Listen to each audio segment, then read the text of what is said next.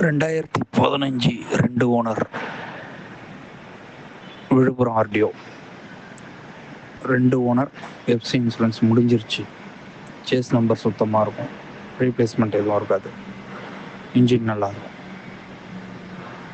2:30 கேட்குறாங்க, எதனா ஒரு சின்ன வித்தியாசத்தில் கொடுத்துடலாம். 2:30 கேட்குறாங்க, எதனா ஒரு சின்ன வித்தியாசத்தில் கொடுத்துடலாம், ப்ளஸ் கமிஷன் வரும்.